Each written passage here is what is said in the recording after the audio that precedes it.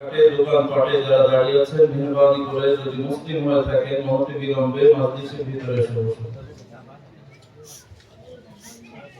আপনারা সবাই বসুন, ভিতরে বসুন। যদি মুসলমান হয়ে থাকেন তাহলে ভিতরে বসেন, অমুসলিম হলে কোনো দাবি নাই, বসতে পারেন না বলেন। জি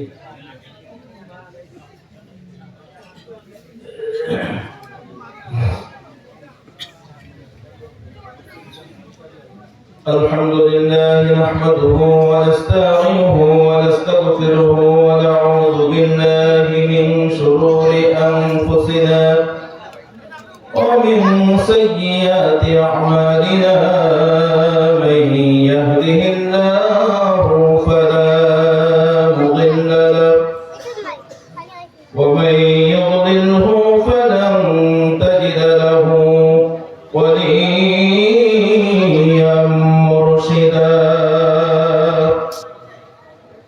فقد قال الله تعالى في كلامه المجيد وليلا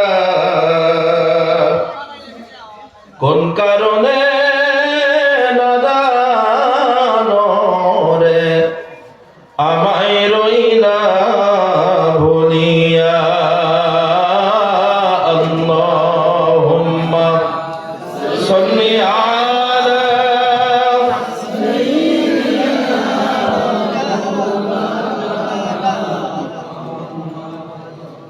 ওয়া আলা আলি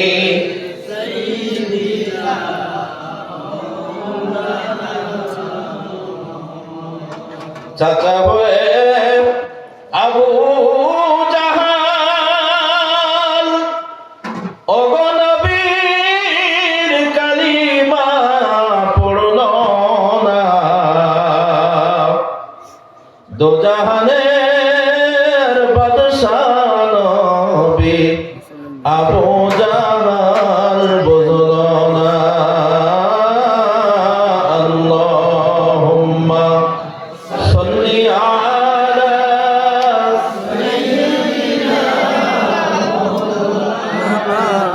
মুহাম্মদ ওয়া আলা আলি সাইয়্যিদিনা মাওলানা।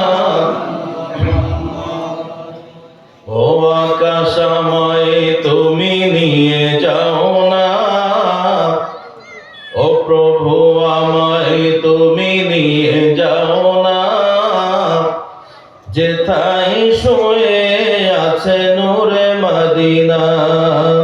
ও বাতাস আমায় তুমি নিয়ে যাও না, ও প্রভু আমায় তুমি নিয়ে যাও না, যেথায় শুয়ে আছে নূরে মদিনা, যেথায় শুয়ে আছে নূরে মদিনা।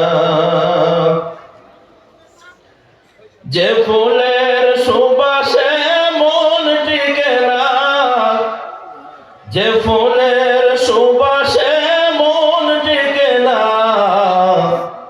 ও প্রভু আমায় তুমি নিয়ে যাও না, যেথায় শুয়ে আছে নূরে মদিনা। মদিনার মাটি মোর হৃদয় ঘাটি, রসুলের ঘ্রাণে যার পরিপাটি।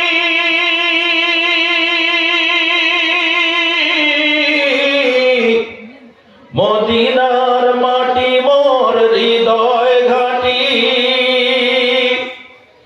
রসুলের ঘ্রাণে যার পরিপাটি। সেই মাটি ছুতে মন হয় দিওয়ানা, সেই মাটি ছুতে মন হয় দিওয়ানা। ও বাতাস আমায় তুমি নিয়ে যাও না, যেথায় শুয়ে আছে নূরে মদিনা। ও আকাশ আমায় তুমি নিয়ে যাও না, যেথায় শুয়ে আছে নূরে মদিনা, যেথায় শুয়ে আছে নূরে মদিনা। ইলাহা ইল্লাল্লাহ। জবান ছেড়ে লা ইলাহা ইল্লাল্লাহ, লা ইলাহা ইল্লাল্লাহ, লা ইলাহা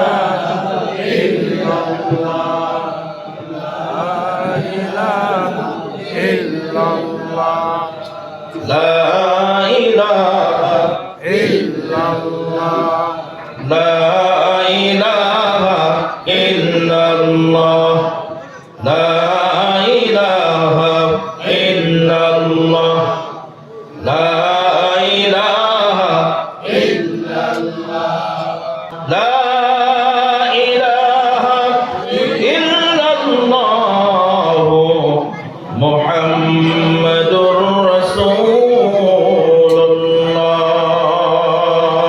সাল্লাল্লাহু আলাইহি ওয়াসাল্লাম। মুআজ্জাজ মুহতারাম উপস্থিত, ঐতিহ্যবাহী উত্তর কৃষ্ণপুর চতুর্থ খণ্ড শাবাজপুর এলাকাবাসী কর্তৃক আয়োজিত আল্লাহর ওলি হযরত পীর লাতু শাহ বাবার স্মৃতি বিজড়িত এ কোরআনী মাহফিলের সম্মানিত সভাপতি,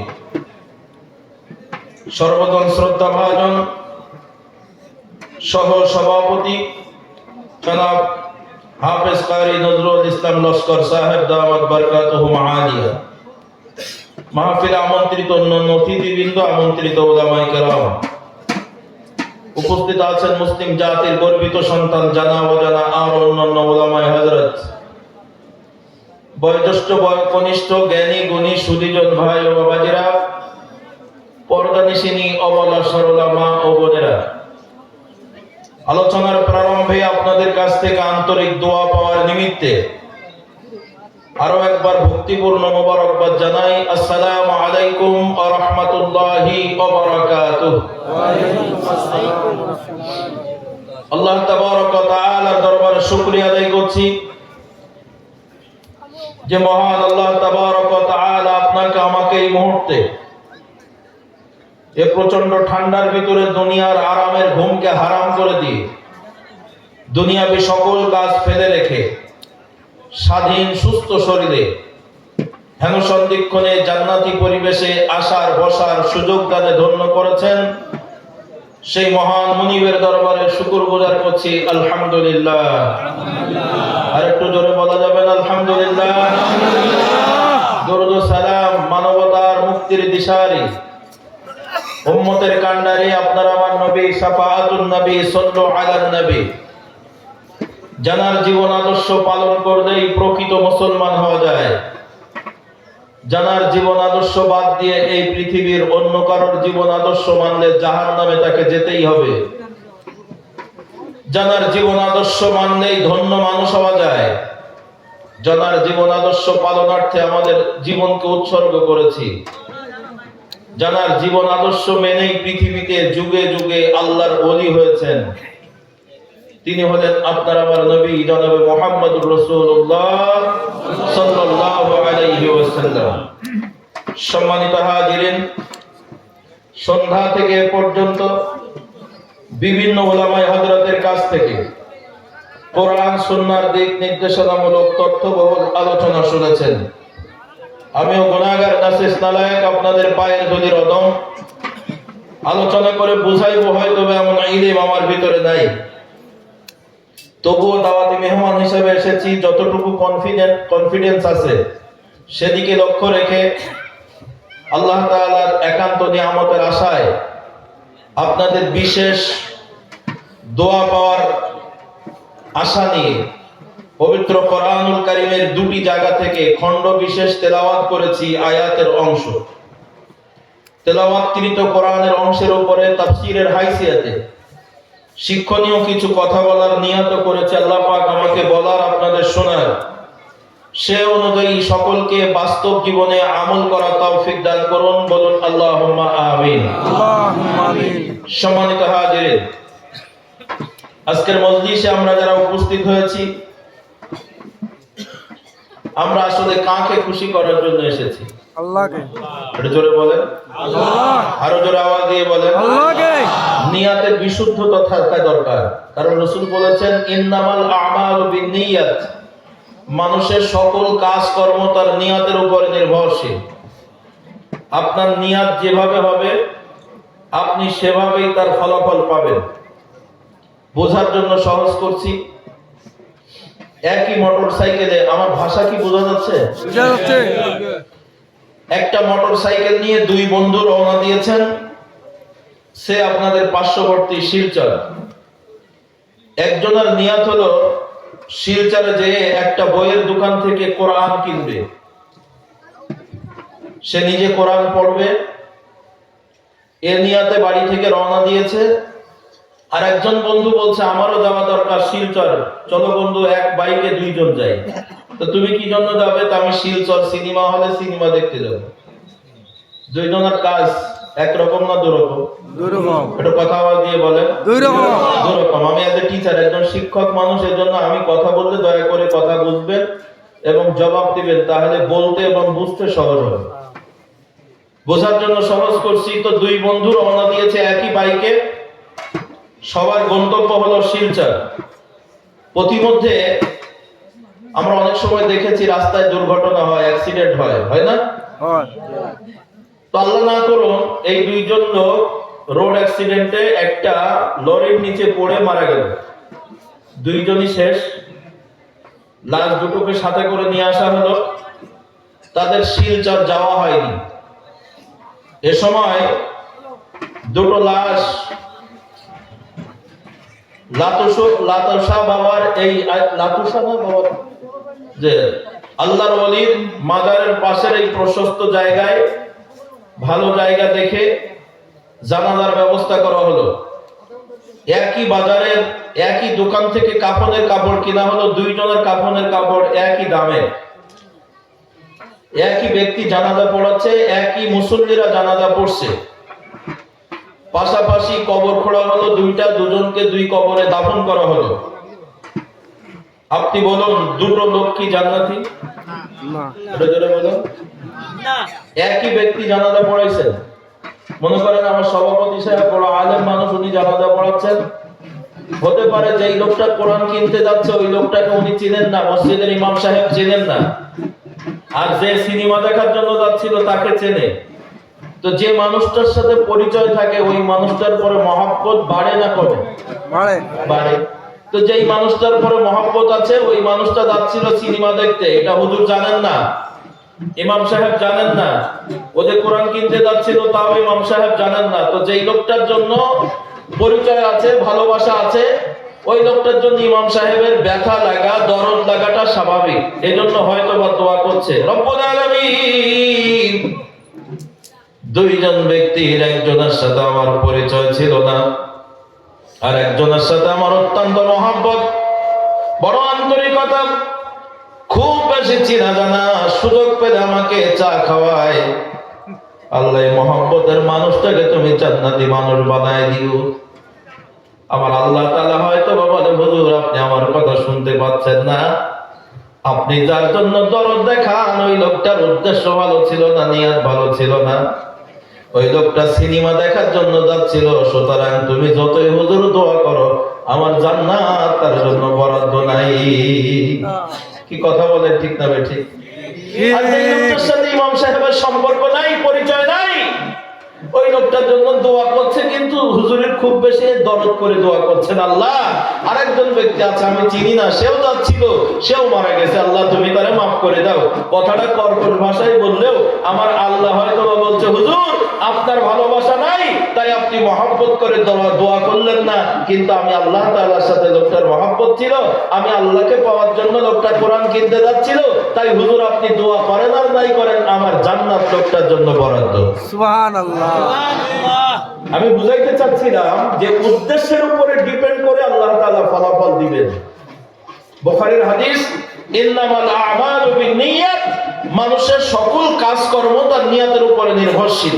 এটাকে বোঝানোর জন্য আমি এই কথা বলছি। আজকের মাহফিলে আপনারা যারা এসেছেন, একটু আওয়াজ দিয়ে বলেন আপনারা কাকে খুশি করার জন্য এসেছেন? আল্লাহকে। আমার কথা এখনো বোঝেন নাই। অনেক মানুষ আসছে, বাজার ঘাটে ঘোরাফেরা করছে, আপনজনদের দেখার জন্য রাস্তার উপরে দাঁড়িয়ে আছে। কথা কর ঠিক না বেশি? হ্যাঁ, বিভিন্ন ধান্দায় বিভিন্ন জন আসছে। যে যে উদ্দেশ্যে আসছেন আপনার ফলাফলটা সেদিকে যাবে। তাই আজকের মাহফিলে আমরা যারা বসে আছি, আমরা অবশ্যই নিয়তটা একটু শুদ্ধ করি, ডাইনে বামে সামনে পেছনে কারোর দিকে তাকাবো না। আজকের রাত হতে পারে আমাদের জীবনের শেষ রাত, পারে কি পারে না? এ মাহফিল হতে পারে আমাদের জীবনের শেষ মাহফিল, আগামী রাত হতে পারে আমাদের কবরের রাত। কথা বলেন ঠিক না বেঠি? এই জন্য জীবনের শেষ রাত মনে করে, শেষ সময় মনে করে আমরা আল্লাহকে খুশি করার জন্য কিছুক্ষণ বসে থাকতে পারবো না ইনশাআল্লাহ? একটু জোরে আওয়াজ দিয়ে বলেন আমরা কাকে খুশি করার জন্য এসেছি? জি আলহামদুলিল্লাহ। যদি আল্লাহকে খুশি করার জন্য আমাদের আশা হয়েই থাকে, তাহলে আমাদের উপরে যিনি খুশি হয়েছেন একটু বলুন তো তিনি কে?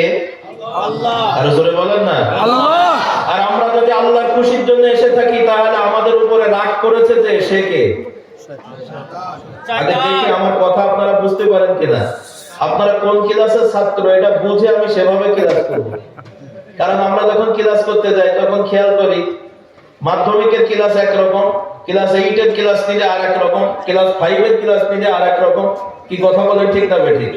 তা আমার কথাটা আপনারা কোন ভাবে নিতে পারবেন এ পরীক্ষা করে তারপর আমি সেদিকে তাকিয়ে কথা বলবো। আমি কানে হাত দিয়ে এমন কোনো কথা বলবো না যে কথা আপনারা বুঝতে পারবেন না, তাহলে অকারণে সময় নষ্ট হবে। আবারও বলছি, আমাদের উপরে যদি আমরা আল্লাহর খুশির জন্য এসে থাকি, তাহলে খুশি হয়েছেন কে? আল্লাহ। আর আমাদের উপরে রাগ করেছে কে? শয়তান। হ্যাঁ, তাহলে আজকের মাহফিলে কষ্ট হলেও শেষ পর্যন্ত টিকে থাকলে খুশি হবেন কে? আল্লাহ। আরো জোরে বলেন আল্লাহ। আর ধৈর্য হারিয়ে দুনিয়ার মায়ায় পড়ে তাড়াতাড়ি চলে গেলে খুশি হবে কে? শয়তান। আরো জোরে শয়তান। কারা কারা শয়তানকে খুশি করতে চান একটু দোহাত দেখান। নাই? আলহামদুলিল্লাহ। তাহলে আমার ভাষা বোঝা যাচ্ছে, এখন কথা বলা যায়। শোনেন, আল্লাহ তাআলাকে খুশি করার জন্য যদি আপনি এসেই থাকেন, আল্লাহ তাআলা এই খুশি করা বান্দার জন্য একটা পরকালে শান্তির জায়গা প্রস্তুত করে রেখেছেন।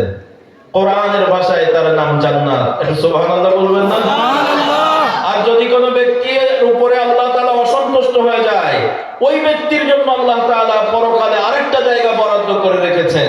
জায়গাটার নাম কোরআনের ভাষায় জাহান্নাম। পরকালে মানুষের জন্য দুইটা জায়গা রেডি করা আছে। আল্লাহ বলছেন কানাত লাহুম জান্নাতুল ফিরদাউসি নুজুলা। কানাত মাজির সিগা, অতীতকালের কথা। আল্লাহ বলছেন আমি জান্নাতুল ফিরদাউস তাদের জন্য রেডি করে রেখেছি, প্রস্তুত করে রেখেছি, সাজিয়ে রেখেছি। সুবহানাল্লাহ বলেন। সুবহানাল্লাহ। তো আপনি আমি যে কোনো সময় মারা যাব, মৃত্যুর পরে জান্নাত আর জাহান্নাম দুই রাস্তার যে কোনো একটা রাস্তায় আপনাকে আমাকে যেতেই হবে। আপনারা যারা উপস্থিত আছেন, আপনারা পরকালে জান্নাত চান না জাহান্নাম চান? জান্নাত। কারা কারা জাহান্নাম চান একটু দোহাত দেখান। পেছনে একজন, দুইজন। আমি টেস্ট করছি, আপনাদের একটু মেধাকে পরিষ্কার করে দিচ্ছি। জি, আসলে যিনি হাত উঁচু করেছেন উনিও জাহান্নাম চান না। আমাদের একটা স্বভাব আছে, আমরা হুজুগি বাঙাল। কথা শোনার পরে বুঝি না, তা না বোঝার আগে একটা সিদ্ধান্ত নিয়ে বসি না। কথা শুনবে এবং বুঝবো, এটাই হলো জ্ঞানী মানুষের কাজ। আমরা কেউ জাহান্নাম চাই না, সবাই একটা জায়গা চাই। জবান খুলে বলেন জায়গাটার নাম জান্নাত। জান্নাত। কারা কারা জান্নাত চান এখন আল্লাহকে দুহাত তুলে দেখিয়ে দেন। আল্লাহু আকবার। একদম হাত উঁচু করে দেন, হাতের আঙ্গুলগুলো ফাঁকা করে দেন, এক হাত আর এক হাতের ভিতরে দিয়ে নাড়া দেন আর বলেন আল্লাহ। জাহান্নাম চাই না, জান্নাত চাই না, জান্নাত চাই, জান্নাত চাই। আল্লাহ আমাদেরকে জান্নাতি মানুষ হিসাবে কবুল করে নাও। একটু জোরে বলেন আমিন। আর জোরে আওয়াজ দিয়ে বলেন আমিন।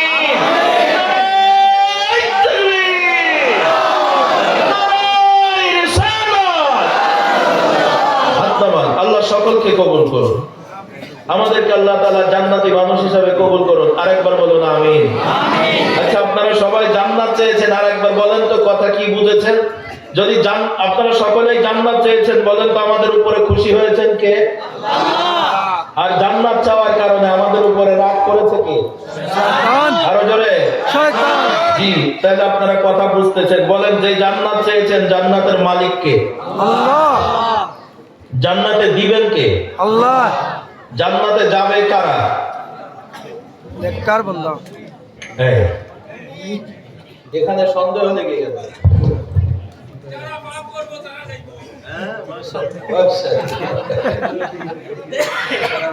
আলহামদুলিল্লাহ, আবেগ আছে। জান্নাতের মালিক আল্লাহ, জান্নাতে দিবেন আল্লাহ, জান্নাতে যাবে কে, এই ব্যাপারে আমাদের সবার ভিতরে কনফিউশন। একটু আগে হাত উঁচু করে বললেন সবাই জান্নাত চাই, তাহলে এখন তো মন থেকে বলা লাগবে আমি জান্নাতে যাবো ইনশাআল্লাহ। এরকম সাহস থাকা লাগবে না? একটু জোরে বলুন তো আল্লাহু আকবার। আরো জোরে আওয়াজ দিয়ে বলুন আল্লাহু আকবার। সম্মানিত হাজিরিন, সবাই তো জান্নাত চেয়েছি আলহামদুলিল্লাহ। সারা জীবন একটা কথা শুনেছি, ওয়েল ইওর ওন মেশিন, নিজের চরকায় নিজে তেল দাও। কিন্তু আমাদের স্বভাব হলো আমরা সব সময় পরকে নিয়ে ভাবি।